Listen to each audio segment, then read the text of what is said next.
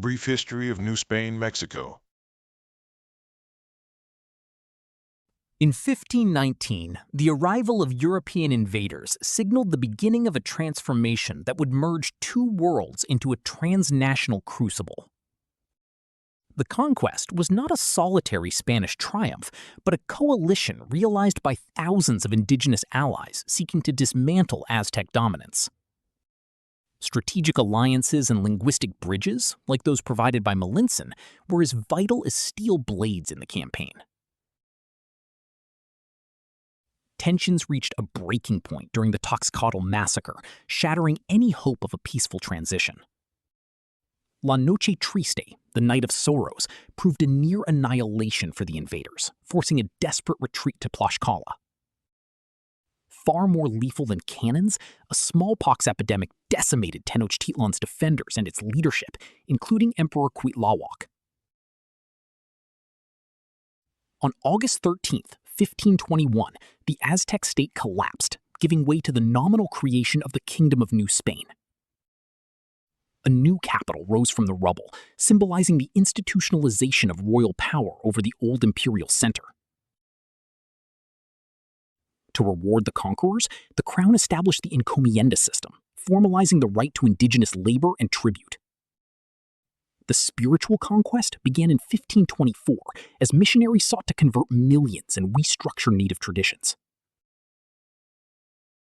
Conquest extended beyond the Valley of Mexico as the territory expanded west and south into Central America. In 1535, the crown asserted direct bureaucratic control, naming Mendoza to rule.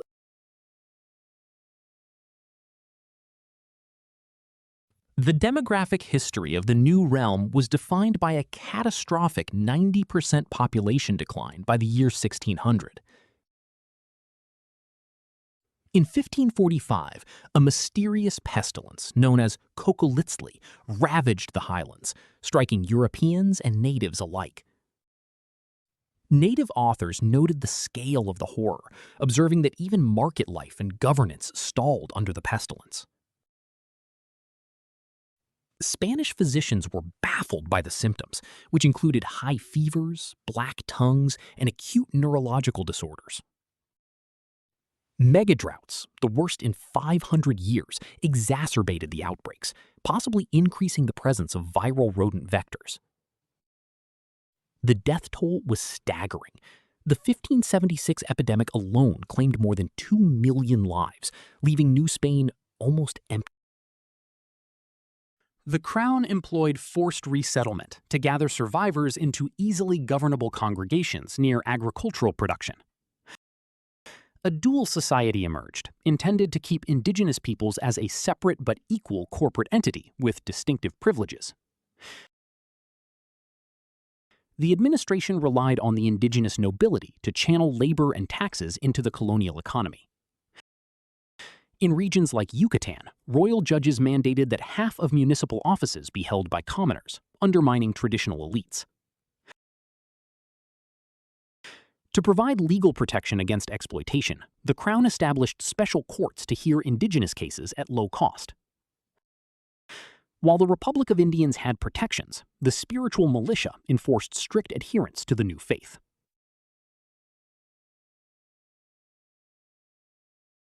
In 1546, news of massive silver strikes triggered a migration to the heartland of the Gran Chichimeca. The discovery ignited the Chichimeca War, a generation of hit-and-run attacks by tribes resenting the intrusion on ancestral lands. Silver processing was revolutionized by the patio process, using mercury amalgamation to extract pure metal from low-grade ore. Unlike Peru's draft labor, northern Mexican mines utilized a workforce of enslaved Africans and mobile indigenous wage laborers. Silver mining became the motor of the economy, fueling the crown and transforming global trade networks. Acapulco became the vital New World terminus for the trans-Pacific silver for luxury trade with Asia. For 250 years, these super container ships were the only communication and economic lifeline between Mexico and the Philippines. The galleons brought more than goods. They fostered a trans-Pacific mestizo culture as Asian sailors settled in New Spain. Arbitrage opportunities were vast. Silver prices in Asia were substantially higher than in the Americas. New World silver became a global currency, arguably the first in history, essential to the Chinese monetary system. Official trade was heavily restricted to protect Seville's monopoly, leading to widespread smuggling and contraband circuits. The journey was hazardous. 1 in every 6 vessels ended in disaster, often plunging the colonial economy into depression.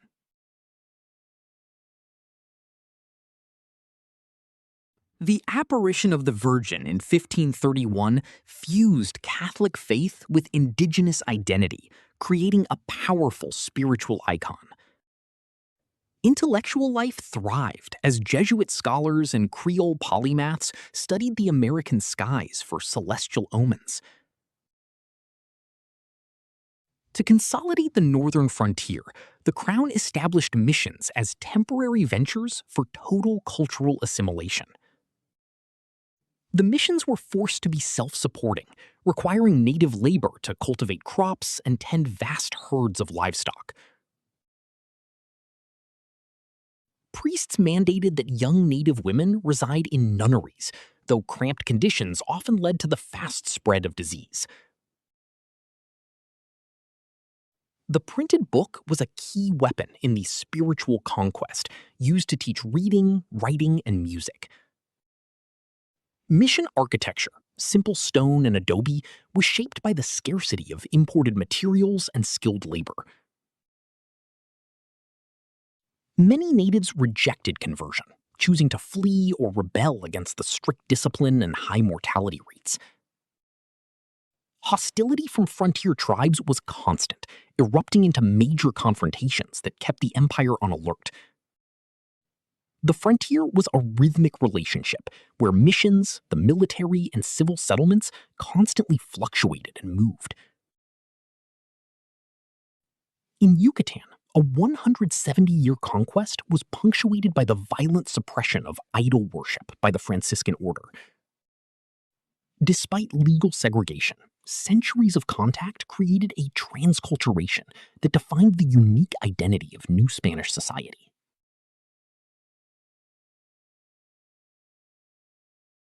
In 1765, royal inspectors found the northern defenses in shambles, prompting a complete reorganizational shift. Spain established a centrally controlled military line to secure its claims against foreign intrusion and indigenous raids. Presidial soldiers carried specialized equipment to survive the deadly accuracy of Apache and Comanche arrows. Presidios were complex, multicultural settlements, often built by the soldiers themselves with the help of indigenous laborers. Indian scouts lived within the forts with their families, playing a vital role in frontier pacification and defense. Life at the end of the supply line was filled with poverty, hunger, and physical discomfort for the isolated families. Despite low pay and material deprivation, the military provided a rare path for social advancement for mixed-blood mestizos. The standardized Presidio plan, based on the European hollow square castle, was adapted for the harsh American terrain. To improve efficiency, the frontier was semi-detached from the distant viceroy in Mexico City.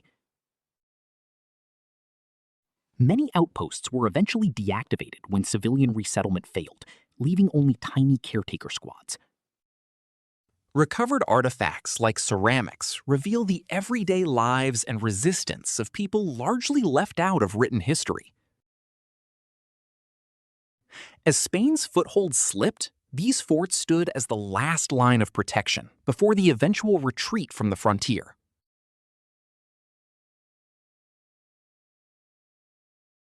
The Bourbon kings sought to transform semi-autonomous regions into proper colonies to maximize revenue for European wars. As Visitador General, Galvez launched a revolution in government, seeking to centralize authority and end local elite capture. Sweeping reforms created monopolies on tobacco and mercury, increasing the crown's control over the local economy. The crown abolished tax farming, replacing flexible local collection with direct extraction by peninsular officials. The intendancy system further decentralized the administration while strengthening the state's extractive capacity. Almost all new intendants were born in Spain, exacerbating a deep conflict with American-born Creoles, criollos. The reforms were fiscally successful, increasing silver output in Mexico by over 15 million pesos. To assert total control, the crown suddenly expelled 2,200 Jesuits in 1767, a move frowned upon by many colonists. The expulsion was a devastating blow to the educational and religious administration of the viceroyalty. Free trade opened new ports, but aimed to make the colonies even more dependent on Spanish-manufactured goods. The reforms alienated those who had run their own show for 250 years, disturbing the delicate balance of power. As American coffers were drained for distant conflicts, the Bourbon reforms planted the seeds of their own destruction.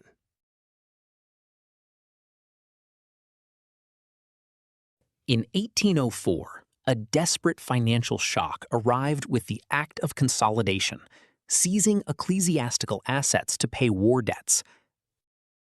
Credit dried up, threatening the financial stability of elite Americans and pushing them toward political independence. Constant warfare with European powers took a heavy toll on the colonial economy as trade routes were strangled. The turmoil reached a zenith in 1808 when Napoleon invaded Spain, throwing the overseas territories into chaos. The forced abdication of the Spanish monarch created a vacuum of power and a crisis of legitimacy. With the king's living image absent, Spanish colonies questioned the authority of a foreign government. Local leaders began promoting ideas of autonomy, claiming that New Spain was on an equal basis with the mother country.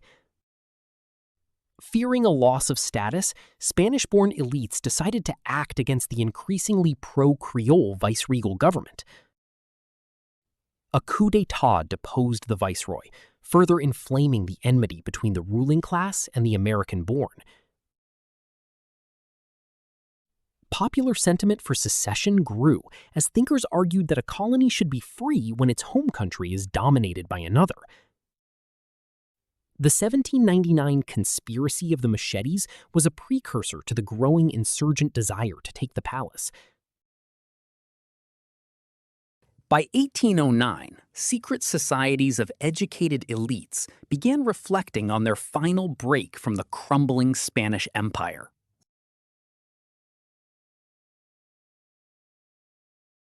On September 16, 1810, the Grito de Dolores ignited a war that would last over a decade. Hidalgo gathered an army determined to overthrow the rigid social hierarchy of the casta system. The movement united the diverse, impure castes against a common enemy, the tyranny of Spanish colonialism.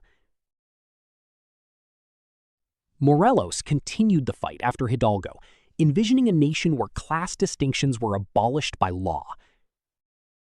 Constant warfare took a toll on the colonial state, which lacked the personnel to enforce rule without consensus. Guerrero became the hallmark of the resistance, fighting when many other insurgent leaders had fallen. When Spain reinstalled its liberal constitution in 1820, even conservative elites began to consider independence. Recognizing a mutual desire for autonomy, the two former rivals joined forces to build a new nation. The Plan of Iguala offered the three guarantees: religion, independence, and unity for all citizens. The plan declared that the door of advancement was finally open to virtue and merit, regardless of race. On September 27, 1821, 3 centuries of Spanish rule came to its final conclusion as the capital was liberated. After a protracted crucible of conflict and reform, the viceroyalty dissolved, leaving a complex legacy to the new republic.